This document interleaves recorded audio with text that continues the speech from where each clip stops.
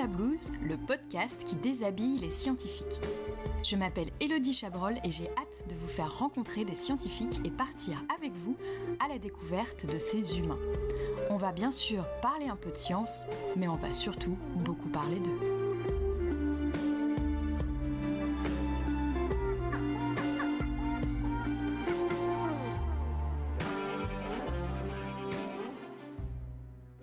Bonjour et bienvenue dans ce nouvel épisode de Sous la blouse. Aujourd'hui, je reçois Camille Scalier. Bonjour Camille. Bonjour. Physicienne à l'ENS. Alors aujourd'hui, c'est un épisode vraiment très spécial. C'est la toute première fois que je fais ça. Camille et moi, nous sommes en direct avec une classe de collège de 3e. Vous pouvez dire bonjour. Et donc, ça va être un épisode interactif. Ça va pas juste être moi qui vais interviewer Camille, ça va être la classe. Donc, on aura des questions spontanées quand ils auront des questions ou elles auront des questions. Elles viendront poser les questions à Camille. Donc, Camille, merci de faire le cobaye. Avec plaisir. Pour cet épisode vraiment spécial, je suis super contente. J'espère que ça va bien se passer, mais il n'y a pas de raison. Alors, on va commencer tout simplement. Camille, j'ai dit que tu étais physicienne. Est-ce que tu peux nous expliquer tes recherches en vulgarisé ? Tout à fait. Et est-ce qu'on commence avec la blouse ? Allez, on commence avec la blouse. Allez, on va continuer dans la logique, dans la tradition. Donc j'aime bien sous la blouse demander, est-ce que les chercheurs ont des blouses ? Donc Camille, est-ce que tu portes une blouse au labo ? Je ne porte pas de blouse au labo. Shocking. Mais en fait, je vous propose de faire un vote. Parce que j'ai retrouvé ma blouse de collège, lycée récemment chez moi. Et je l'ai essayée, j'ai pris une photo. Et je vous propose de voter, est-ce que je devrais porter une blouse au labo ou pas ? Ok. Est-ce qu'on vote au bruit ? Comme ça, les auditeurs et auditrices pourront entendre. Alors, j'ai pris une photo avec ma blouse et j'essaie de la montrer. À votre avis ? Est-ce que je devrais porter cette blouse au quotidien ? Évidemment, propre et repassée. Hein. Là, elle n'est pas repassée. Allez, faites du bruit si vous pensez que oui. Et si vous pensez que non ? Apparemment, tu devrais la porter. Ok. Donc t'as la classe. Je pense que tu t'attendais à une autre réaction, non ? J'étais très ouverte, mais je note. Merci de m'aider à me vêtir au quotidien. À te vêtir. Voilà, donc tu devrais porter cette blouse. Je la mettrai sur Twitter, tiens. La photo, ça te va ? Ok. Dans le fil. Donc si jamais vous voulez voir la photo, faut aller sur le compte Twitter de Sous la blouse. Donc maintenant, tu peux nous raconter ce que tu fais au labo. Donc pourquoi pas de blouse ? Parce qu'en fait je fais de la physique théorique, donc je fais pas des expériences, je suis devant mon ordinateur tous les jours où je parle avec des gens et du coup je suis pas exposée à des saletés ou des produits chimiques qui pourraient me salir, donc c'est pour ça que je porte pas de blouse. Donc pas de saleté, pas de produits chimiques, mais du coup si je comprends bien pas assez de style, donc je note. Et donc la physique, je pense que vous avez des cours de physique. Hein. En fait, c'est de comprendre les lois qui régissent l'univers, donc comment tout ce qui se passe autour de nous évolue. C'est vraiment ces lois physiques. Et je pense que généralement, on explique que la physique, ça explique vraiment d'un point de vue fondamental, tout ce qu'on observe de l'infiniment petit, donc l'atome, la mécanique quantique, peut-être vous avez entendu parler un peu grossièrement, jusqu'à l'infiniment grand, donc l'univers, pourquoi l'univers existe, les étoiles. Et en fait, moi je m'intéresse ni à l'un ni à l'autre. Je m'intéresse à tout ce qui est infiniment quotidien. Et finalement, peut-être de votre point de vue un peu banal. Mais en fait, il y a énormément de questions qu'on se pose encore sur des choses qu'on expérimente au quotidien, vous aussi. Donc, par exemple, moi, je travaillais beaucoup sur le verre. Donc merci beaucoup. On a du verre devant nous. Donc ça, le verre, vous en avez au quotidien, partout autour de vous, de cette forme-là, mais en fait de plein de formes plus complexes. Par exemple, je pense que la plupart d'entre vous, maintenant, vous avez un smartphone. Et donc le verre, c'est un solide, mais c'est un solide qui est hyper particulier.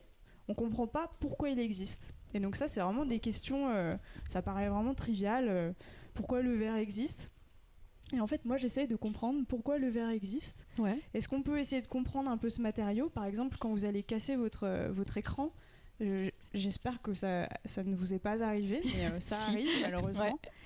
Et en fait, on ne sait pas prévoir comment le verre va casser, à partir de d'où, alors que pour d'autres solides, par exemple les solides, les métaux, je pense que c'est du métal. Ouais, le pied de micro. Le pied du micro, c'est du métal. Et par exemple, à l'intérieur, ce qui se passe, c'est que si on zoome sur les atomes, ils sont tout bien ordonnés comme je sais pas si vous avez déjà vu, je sais pas, moi j'étais en Angleterre pendant de nombreuses années, la relève de la garde ou vraiment des gens qui sont tout bien alignés, les atomes ils sont super bien alignés et des fois il y a quelques défauts, donc c'est pas très bien aligné. Si on tord à cet endroit, c'est ces endroits qui vont casser en premier. Mais le verre c'est totalement désordonné en fait. Un verre c'est quoi? Je sais pas si vous avez déjà vu comment ça se crée. On prend du sable, on le met dans le four. Ensuite, on le sort, ça fait quelque chose de très très visqueux et assez rapidement, ça devient solide. Et en fait, c'est vraiment un liquide qui coule pas assez rapidement. Et ça pose plein de questions. Donc il y a des applications, mais il y a beaucoup de questions fondamentales sur le verre notamment. Ah, c'est excellent parce que justement, quand on voit physique théorique, tu vois, on se dit ouais, ça va être super compliqué et tout, mais déjà tu nous as rendu ça très simple, donc merci. Et puis c'est sur des questions de tous les jours. C'est cool à voir, c'est pas sur des trucs complètement complexes, déjà qu'on a du mal à comprendre, tu vois. C'est vraiment genre comment le verre se casse, comment ton écran de smartphone fait cette espèce de truc pas possible, quoi. Alors on a une question. La thèse que tu as faite, Camille, c'était portée sur le verre également ? Oui, c'était tout à fait porté sur le verre. Donc ça, c'est une thématique que j'ai développée. En fait, je sais pas à quel point je dois parler de mes recherches. On va en parler. En fait, d'autres choses. Ouais, après on va parler de tout son parcours, oui. de comment tu as décidé peut-être quand tu étais petite ou peut-être après de faire de la recherche et sur quoi tu as fait ta thèse. Mais c'est une bonne question. Oui. Donc tu as fait ta thèse et maintenant tu travailles sur le même sujet. Je continue à travailler entre autres sur ce sujet, mais aussi sur d'autres sujets. Donc par exemple, le verre, c'est principalement un sujet que j'ai fait pendant ma thèse. Et maintenant, je m'intéresse à d'autres systèmes. Si vous voulez, je peux en parler un peu. Tu veux que j'en parle un peu plus ? Oui, bien sûr.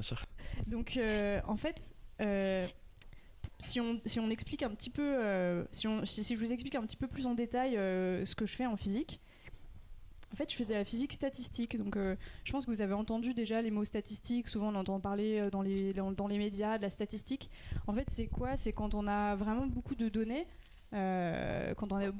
beaucoup de personnes qui répondent. Par exemple, on essaie de faire des statistiques sur ces réponses. En fait, moi, ce qui m'intéresse dans la physique, c'est quelque chose qui paraît assez trivial. Mais en fait, si vous regardez l'eau, là, si on arrivait à zoomer, bon, l'eau, c'est fait de molécules. Je pense que vous la connaissez tous, H2O. En fait, c'est vraiment tout simple. Ça fait deux hydrogènes et un oxygène. Chaque molécule, elle est vraiment triviale. Mais quand on en met plein, donc 10 puissance 24, voire plus, enfin vraiment énormément, ça donne lieu à des comportements qui sont pas du tout évidents. Par exemple, les transitions de phase, vous le savez très bien. Là, on a de la chance à Paris, il fait pas très très froid. Mais quand il fait froid, l'eau, à partir de 0 degré, elle gèle. Et vous voyez qu'entre l'eau liquide et l'eau cristalline, il y a vraiment une différence majeure. Il y en a un qui est liquide, l'autre qui est solide. C'est pas du tout le même comportement. Et la physique statistique, c'est essayer de comprendre comment une molécule d'eau toute seule, en dessous de 0 degré ou au-dessus, elle change pas. C'est la même molécule. Mais toutes ensemble, elles ont un comportement qui est radicalement différent. Ouais. Dans un cas, c'est de l'eau liquide et dans l'autre cas, c'est l'eau solide. Et donc la physique statistique, c'est essayer d'avoir des outils qui permettent de décrire ça. Et moi, en particulier, je suis intéressée dans les questions où il y a du désordre. Donc, comme je vous ai dit, les verres, c'est un solide qui est désordonné. Si on arrive à zoomer, les atomes et les molécules sont complètement désordonnés.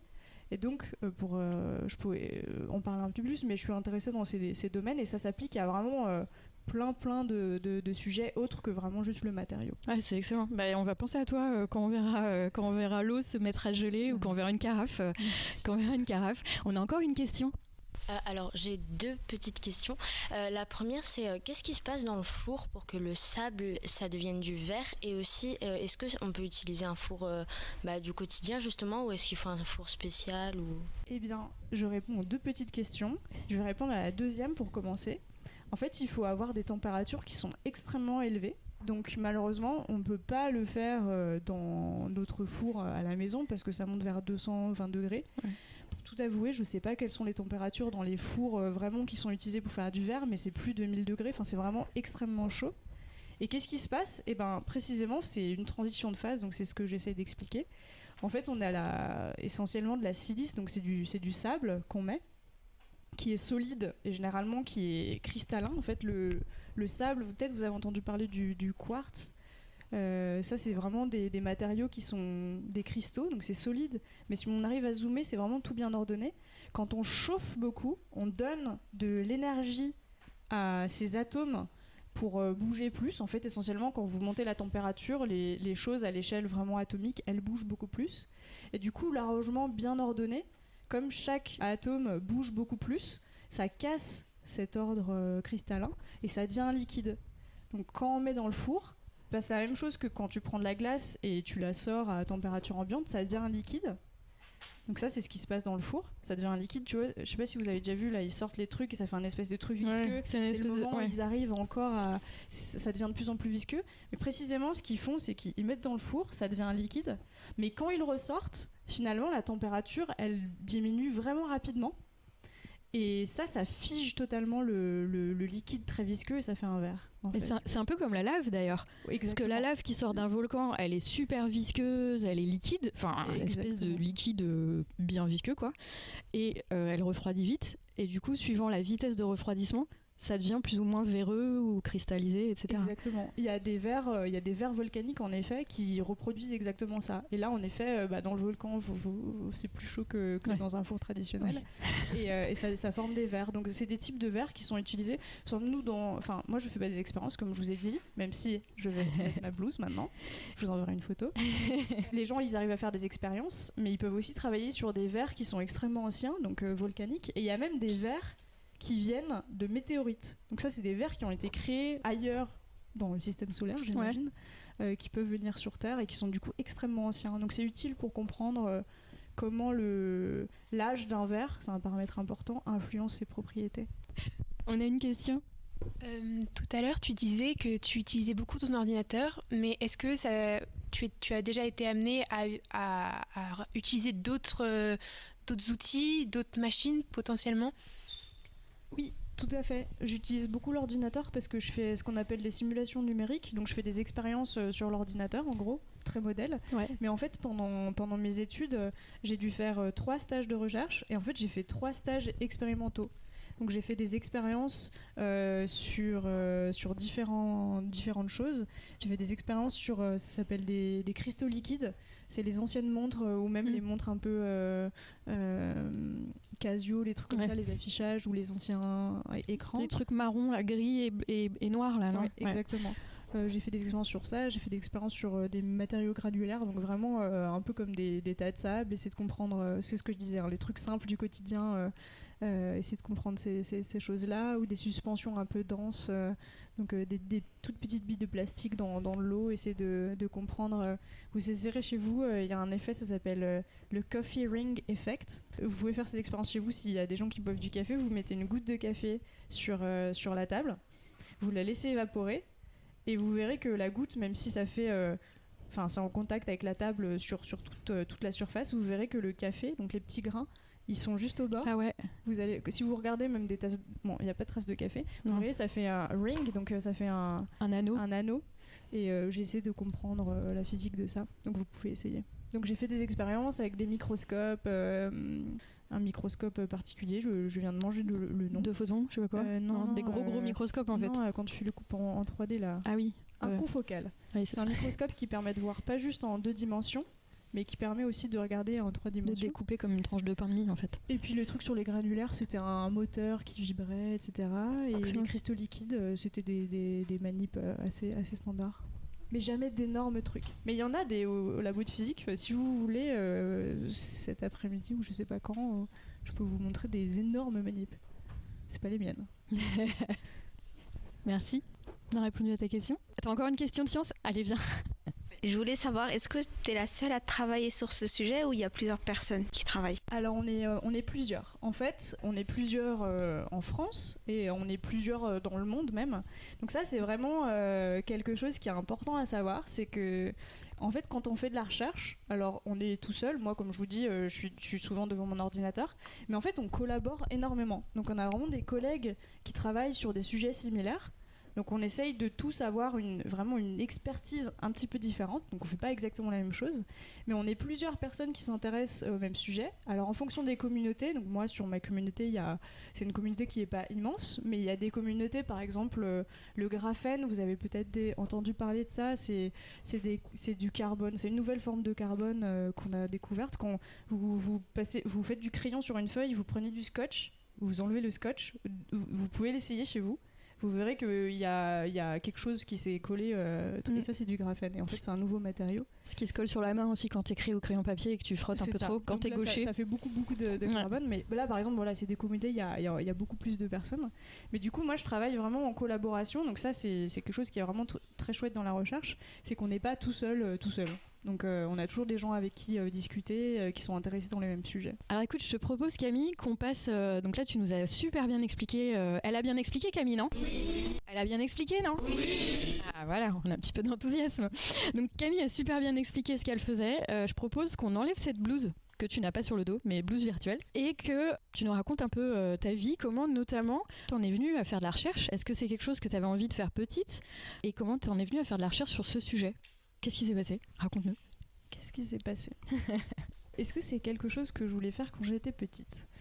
Alors c'est une bonne question parce que c'est pas facile de répondre à ça. J'ai l'impression que rétrospectivement, peut-être on peut réexpliquer un peu les choses.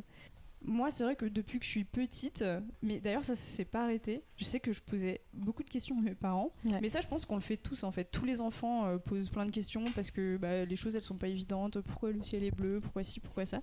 Et moi, je trouve ça super cool parce que y a une forme d'émerveillement par rapport aux choses qui nous entourent, se poser des questions sur vraiment tout. Ça, je pense que c'est plutôt, je sais pas si c'est un trait de personnalité, mais j'en sais rien.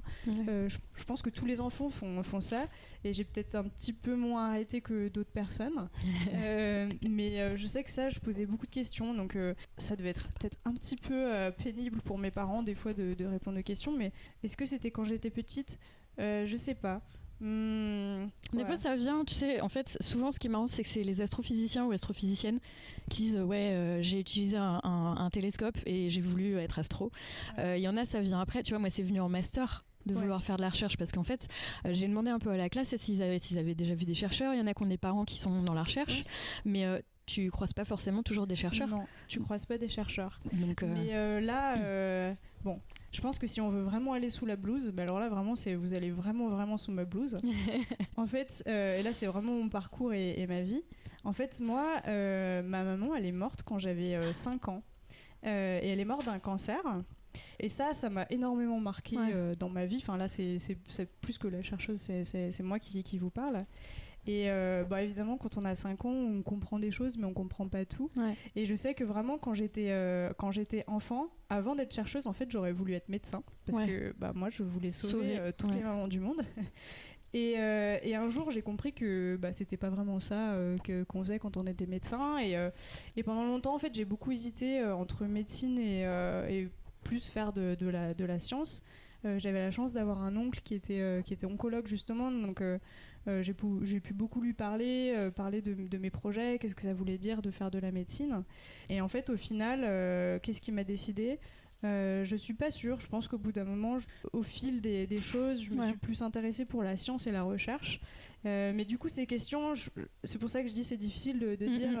Et puis qu'est-ce qu'elle aurait été ma vie sans ça, je sais pas. Mais vraiment, quand j'étais petite, je pense vers votre âge, un peu quand je pouvais commencer à comprendre.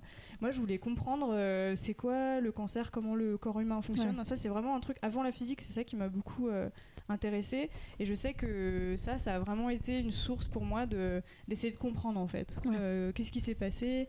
Donc j'aurais pu faire autre chose, j'aurais pu faire de la biologie, j'aurais pu faire mais ça, vraiment essayer de comprendre ce qui se passe, je peux imaginer que ça vient de là. Et du coup la physique après la physique, alors s'il y a des trucs loupés ou pas passés comme prévu, la physique ça fait peut-être un peu partie de ça. Moi quand j'étais au lycée, c'était plus clair pour moi que je voulais faire de la recherche. Ça me faisait vraiment rêver. Enfin, je sais pas comment l'expliquer autrement, mais j'aimais beaucoup les maths, ça se passait bien, j'aimais bien la physique, mais j'avais pas une prédilection particulière pour la physique. Et puis après je suis allée en classe préparatoire, donc je sais pas si vous en avez entendu parler, vous savez ce que c'est. Après le lycée, on peut aller à l'université, il y a des classes préparatoires, là, il y a les UT, il y a plein de choses, c'est un type de formation. Là il y a beaucoup de maths, beaucoup de physique. Et au début, je sais pas si vous connaissez un peu des personnes, mais c'est pas forcément facile. Et c'est vrai que les maths, moi, je me suis rendu compte que, en fait, c'est dur. Hein. J'étais pas du tout une génie. Enfin, j'ai jamais vraiment eu de doute sur le fait que c'était pas ça.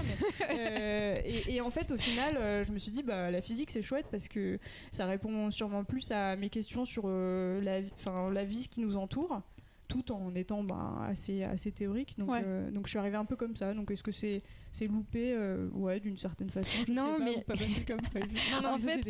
En fait, souvent, ce qui est rigolo, c'est que, tu vois, moi, quand j'étais chercheuse, les gens étaient déçus de quand j'expliquais. En fait, j'adorais la bio et je savais pas que je voulais être chercheuse jusqu'au jour en master où en fait je me suis retrouvée dans un labo de recherche et je me suis dit j'ai envie de faire ça. Moi j'avais envie d'être prof à la base.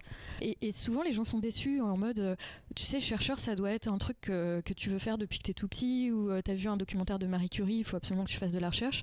Et en fait parfois c'est un métier qu'on découvre comme ça quoi. Parce que on se dit tiens j'aime bien cette matière, c'est possible de faire de la recherche, etc.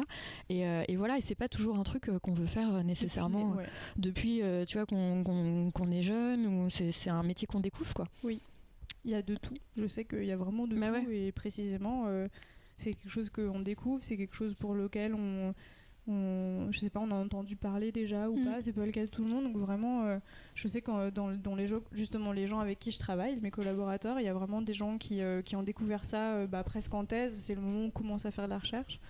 Et d'autres, c'est depuis tout petit. Donc, voilà. Ouais, c'est ça. Mais j'aurais voulu faire plein d'autres choses. Pilote d'hélicoptère, des femmes de ménage, vraiment tout. C'est vrai ? Ah ouais, j'adore faire le ménage. Ok, donc ça, on parlera de tes passions après. Tu fais quoi le week-end ? Le ménage. J'attends le week-end pour faire le ménage. Ok, donc, et donc la physique, pourquoi ce sujet ? Qu'est-ce qui s'est passé Parce que la physique, il y a plein de choses. Pourquoi tu as fait une thèse là-dessus ? Et bien là, pour le coup, c'est un peu au gré du parcours. Ouais. Parce que je pense que la plupart des choses qui font, je vais essayer de réfléchir, qu'on est qui on est, on les prévoit pas du tout à l'avance. C'est vraiment, on va vers des choses qu'on aime et puis les choses se passent, on fait des rencontres, on fait des choix et on découvre d'autres choses. Et pour moi, je pense que c'était vraiment ça. Ouais. Quand j'étais en master de physique, j'étais à Lyon. Et il y avait la possibilité d'aller à l'étranger. Et moi, j'ai décidé d'aller à l'étranger. Je suis allée en Italie, à Rome, passer 7 mois. Donc ça s'appelle Erasmus. Donc c'est vraiment super, super chouette. Et je suis allée à cette université. J'ai dû choisir les cours. Et il y avait des cours qu'il n'y avait pas du tout dans mon université d'origine. Et notamment, il y avait un cours sur ces questions de physique des liquides. Donc c'est un type de physique et du coup un peu des verres associés. Ouais. Et moi, j'ai vraiment beaucoup accroché. J'ai vraiment t'avais un crush dessus, aimé. Quoi. Et j'ai découvert ça, mais j'avais aucune idée de l'existence. Ça m'a bien plu. Et puis après, finalement, j'ai pris des décisions qui m'amenaient vers ça, mais c'était pas anticipé depuis toute petite. Genre, je veux étudier les verres. Non. Ouais. Oui, c'est pas genre tu regardais des flaques qui se gelaient et tu t'es dit mais comment ça passe ? Non. Mais c'est au gré du parcours. On découvre. En fait, le truc, c'est que souvent, on nous demande de choisir un métier au lycée, par exemple. On nous demande de choisir une filière, on nous demande de choisir quasiment un métier. Mais en fait, il y a plein de métiers qu'on connaît pas. Ouais. Et souvent, en fait, on se découvre au fur et à mesure en apprenant et en rencontrant même des matières, des gens, des choses, quoi. On a une question. Est-ce que ton métier, il t'a, pas obligé, mais à apprendre d'autres langues ? Oui. C'est une très bonne question et du coup c'est lié à l'Italie en fait aussi. Donc est-ce qu'il m'a obligé à apprendre d'autres langues ? Oui, parce qu'en fait dans la recherche, en tout cas c'est le cas ici mais c'est le cas à beaucoup d'endroits, on parle anglais quasiment au quotidien parce que généralement c'est très international. Donc moi dans mon labo il y a vraiment des gens qui viennent de partout dans le monde, donc on parle anglais. Donc là, l'anglais, c'est obligatoire. Et aussi, quand on communique, donc souvent, on voyage pour aller présenter nos travaux à l'étranger. Et là, c'est en anglais. Donc là, l'anglais, c'est obligatoire. Et on publie en anglais aussi. Et on écrit en anglais. On lit en anglais les articles des autres. Quand on fait de la recherche, pour communiquer, on écrit des articles. On dit, voilà, j'ai étudié ça, j'ai trouvé ça comme résultat. Et ça, c'est en anglais. Une autre langue, c'était pas obligatoire, non. Alors, l'anglais, c'est vraiment incontournable. Et après, il y a des gens qui parlent que l'anglais. Moi, dans mon cas, je parle aussi italien, mais vous avez une LV2 déjà en 3e ? Ouais. Donc LV2, il y en a plein, mais moi j'avais choisi italien et c'est la raison pour laquelle je suis allée à Rome en master. J'allais te demander justement pourquoi Rome. Parce que je parlais italien, c'est un grand mot parce que franchement je parlais pas italien. Ouais, tu baragouinais italien. J'avais fait LV2 italien et je m'étais dit j'ai envie d'aller dans cette ville, j'ai envie de découvrir, j'ai envie de parler la langue.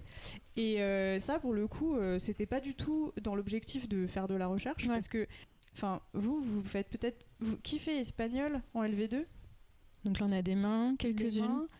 Allemand. Ah, on a plus de mains qui se lèvent. Italien. Ah, on a un italien. C'est plutôt Du coup, c'est plutôt espagnol. Plutôt allemand, je dirais, non? Allemand? Espagnol? Je sais pas. J'ai pas vu assez de mains. Espagnol, ouais. Espagnol, allemand. Ouais, tout le monde me disait, ouais, espagnol, tu vas dans l'Amérique latine pour voyager, c'est beaucoup plus utile. L'italien, ça sert à rien. J'étais restée sur cette idée, mais ça me plaisait quand même d'apprendre l'italien. J'ai appris l'italien. Ouais. Et en fait, il s'avère que dans ma communauté de chercheurs, mes collaborateurs, il y a énormément d'Italiens. Et donc, au labo, dans les conférences, partout, ça parle italien. Et en fait, c'est super utile dans mon travail. C'est utile. Les gens parlent anglais, mais généralement, c'est rigolo parce que pas beaucoup de gens parlent italien. Donc, moi, j'arrive et les Italiens, ils parlent tous italien entre eux et tout. Moi, j'arrive et je commence à parler italien. Ils sont là. Je parle italien. Gros choc. Exactement. Donc, voilà, l'anglais. Ouais, l'anglais ça sert beaucoup, mais d'ailleurs parfois on n'est pas forcément très bon. Enfin, c'est pas un critère discriminant pour faire de la recherche. Typiquement, moi j'avais fait allemand en première langue, j'étais très mauvaise en anglais et maintenant je vis en Angleterre, je suis bilingue et tout. Oui. Ça s'apprend et surtout on est baigné dans l'anglais quand on fait de la recherche. Donc voilà, c'est pas si vous êtes mauvais en anglais, dites-vous que c'est pas grave. Ouais, pas du tout. Et en plus, c'est vrai que nous quand on entre français, c'est toujours un peu gênant de parler anglais. Enfin, moi je trouve. Hein. Mais pour beaucoup de gens, c'est que c'est un peu gênant. Mais je pense que c'est le cas pour n'importe quel travail. Donc pour la plupart d'entre vous, je pense, enfin vraiment, vous allez parler anglais ou dans vos études ou des choses comme ça. Et le truc, c'est que quand tu es face à quelqu'un qui parle pas ta langue, en fait t'as pas le choix et du coup ça libère vachement tous les blocages qu'on a sont libérés. Ouais, puis chacun son anglais pas forcément exact, pas forcément parfait, mais toutes les nationalités, c'est un européen, un anglais européen on parle en fait souvent. C'est rigolo parce que chaque pays a son type de faute d'anglais. Et c'est rigolo parce que parfois quand tu discutes avec tout le monde en anglais, tu récupères toutes les fautes de tout le monde. C'est ça. Mais c'est ça, voilà. Donc l'anglais, oui, il faut, mais c'est pas discriminant, quoi. Ok. Et donc là, on a parlé de comment t'en es arrivé là. Qu'est-ce que t'aimes faire en dehors du labo? Mais bonne question. À part le ménage. Ouais, c'est ça. ça craint. Hein. J'ai peur d'être un peu boring là parce que. Qu'est-ce que j'aime faire en dehors du labo? Mais des trucs assez standards en fait, mais hyper importants pour moi. J'aime vraiment beaucoup faire du sport. Ouais, tu fais quoi comme sport? Je fais beaucoup de sport. Alors là, je fais de la course à pied et de la natation. Ok. Mais j'ai fait d'autres sports avant. Ouais. C'est juste que j'ai besoin de me défouler et comme je passe la journée assise devant mon ordinateur, le soir j'ai un peu trop d'énergie. Ouais. Donc j'ai besoin de la dépenser. Et puis sinon, des trucs un peu basiques. Vous habitez tous à Paris ? Non, vous avez peut-être pas tous à Paris, ok. Moi, j'habite pas à Paris depuis très très longtemps. Ouais. Et en fait, j'aime bien sortir à Paris. Enfin, je parle pas de gros soirées ou quoi, mais il y a plein de. Non, mais c'est vrai. Il y a plein de concerts, il y a plein de musées, plein de théâtres. Donc cette semaine, je suis allée au théâtre. J'essaie de profiter un peu de l'offre culturelle qu'il y a ici et aller au ciné. Enfin, des trucs un peu basiques, mais en fait qui me permettent de je sais pas, d'explorer d'autres trucs. C'est vrai qu'une spécificité de la recherche, c'est que par rapport à un travail où on arrive, on a des tâches, en fait, on pense un peu... c'est pas qu'on pense tout le temps à notre recherche, mais c'est vraiment quelque chose qui nous anime. Et c'est assez facile de commencer à y penser, je sais pas, le soir, on continue à penser, ah tiens, et ce truc. Et donc, c'est bien d'avoir des choses comme le sport, la recherche. Mais ça, c'est le cas pour tout le monde. Hein. Enfin, tout le monde aime faire du sport. Hein. Ouais. Bon, pas tout le monde. Pas tout le monde. Tout le monde aime faire un truc. Ouais, voilà. Et le ménage aussi, donc si tu disais. Le ménage, Mais ok. Et j'aime faire quoi en dehors du labo? J'aime beaucoup les chiens, mais j'ai pas de chien, du coup je squatte les gens qui ont des chiens. D'accord. Genre tu squattes les chiens des gens aussi? Je squatte les chiens des gens qui ont des chiens. Ouais, c'est ça. Voilà. Donc, si vous avez un chien, moi je promène avec grand plaisir. Tu promènes les chiens de tes potes? J'ai pas de potes qui ont des chiens, donc bref, il y a des réseaux de. Oui, Boro My Doggy notamment. Voilà. Donc voilà, c'est un peu une spécificité. Non, mais c'est bien. En fait, souvent, on a aussi l'image du scientifique qui fait que ça, tu vois. Et c'est pour ça que je pose toujours cette question-là. Et voilà, il y a plein de choses qu'on fait. Tu vois, ça peut être de la broderie, ça peut être n'importe quoi. J'essaye la broderie, la machine à coudre, mais c'est juste pour les trous, les trucs comme ça. Hein. Je suis vraiment pas douée. Est-ce que vous avez des questions? Chien, ménage, langue étrangère, études. On va continuer. Non, il n'y a pas de questions. Alors, j'ai lancé un truc il y a quelques épisodes. Ouais, c'est pas marqué. Tu l'as pas eu en avance. Bois un verre d'eau, voilà. Bois une gorgée d'eau. T'inquiète, c'est rien. Il y a quelques épisodes, je me suis dit, ça serait rigolo si les invités pouvaient se poser des questions entre eux ou entre elles. Et donc, je demande maintenant aux invités de répondre à la question de l'invité d'avant et de poser une question à l'invité d'après. Ça marche. La question de l'invité précédente, elle savait qu'on allait enregistrer aujourd'hui en public avec une classe. Et donc, en fait, sa question, c'est si tu devais donner un conseil ou des conseils, ou si tu avais une question pour la toi de collège, laquelle ce serait ou lesquelles ce serait. En gros, qu'est-ce que tu te dirais à ton toi de collège? Oh là là. C'est facile et difficile à la fois comme question.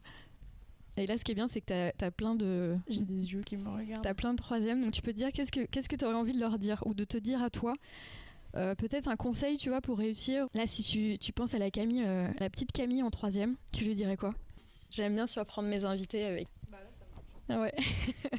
Mais j'ai tellement de trucs dans la tête que. Bah vas-y. Faut en dire un. Non, en fait. Tu peux en dire plus qu'un. Hein. C'est vrai? Ah oui, carrément. Un conseil, plus de oui, conseils. Plus de conseils. La question, c'était si t'avais des conseils, tu vois, même. Là, je te dis un, mais en vrai, ça peut être plus. Je sais pas si c'est un conseil à moi ou aux autres, mais du coup, c'est un peu pareil. Ouais. Moi, ce que j'ai envie de vous dire, et je me mets dedans, du coup, quand j'étais petite, c'est que vous devez croire en vous et en vos rêves, ce qui vous fait envie, parce que moi, je suis persuadée que tous en vous, vous avez... Enfin, vous êtes super, je sais pas comment dire, extraordinaire d'une certaine façon.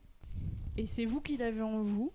Il n'y a que vous qui peut savoir ce qui vous anime, ce que vous aimez. Ça peut être différent des autres. Mais ça, c'est vraiment important que s'il y a des choses qui vous font envie, qui vous animent, qui vous plaisent, que ce soit le sport, le théâtre, la physique, n'importe quoi, vous suiviez vos rêves et ce qui vous fait envie, parce que c'est le plus important. Ouais. Voilà.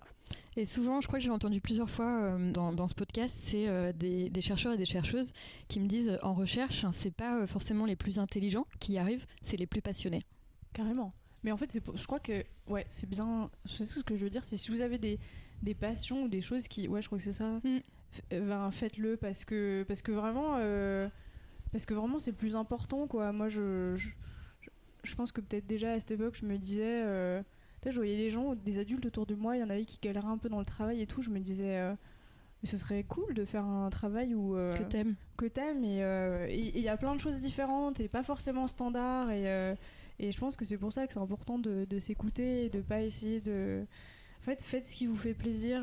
Je pense que je brode un peu, hein, mais pour continuer sur les choses, les études, là, vous vous dites, faut que je fasse un métier. Mais en fait, des métiers, il y en a, comme tu dis, il y en a plein. Ouais. Il y a plein de métiers qui n'existent pas encore, qui existeront quand vous serez tellement à l'âge de commencer à travailler.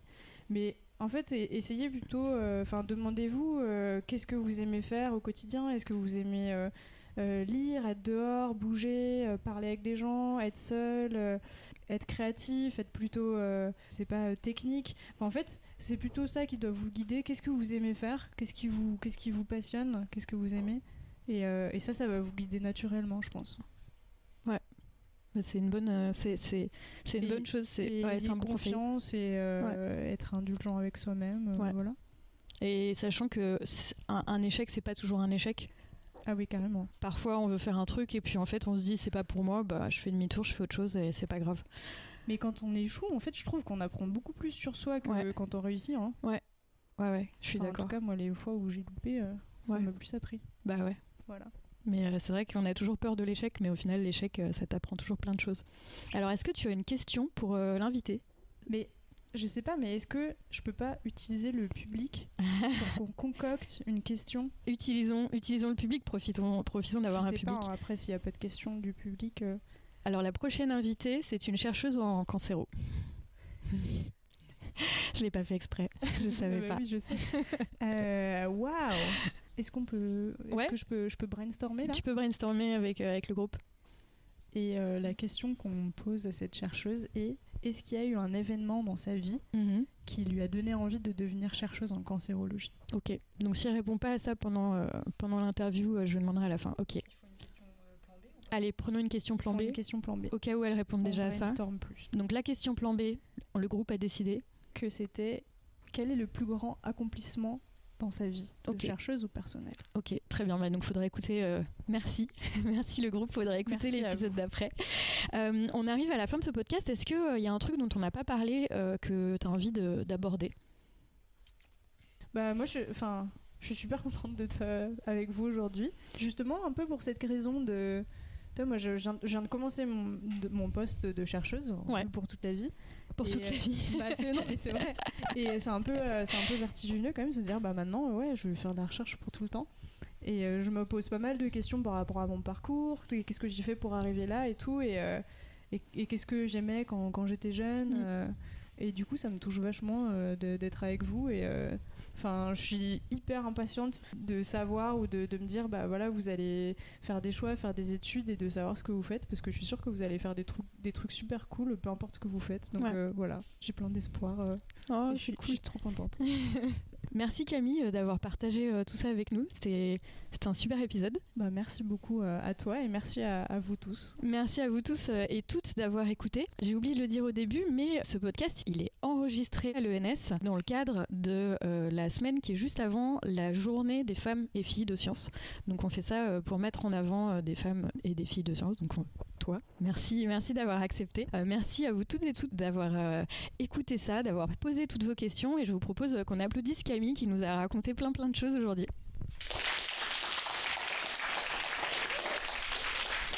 Et qu'on vous applaudisse vous aussi parce que vous avez été très cool. Voilà, merci Camille et à très bientôt. Je mettrai tous les liens dans la description qu'on puisse venir te poser des questions si on a envie. Très bien, merci. À bientôt.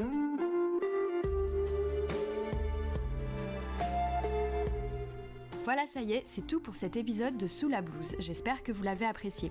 N'hésitez pas à le noter sur votre plateforme de podcast préférée et à le partager. En attendant, vous pouvez me retrouver sur Twitter @soulablouse et sinon à très bientôt pour un prochain épisode.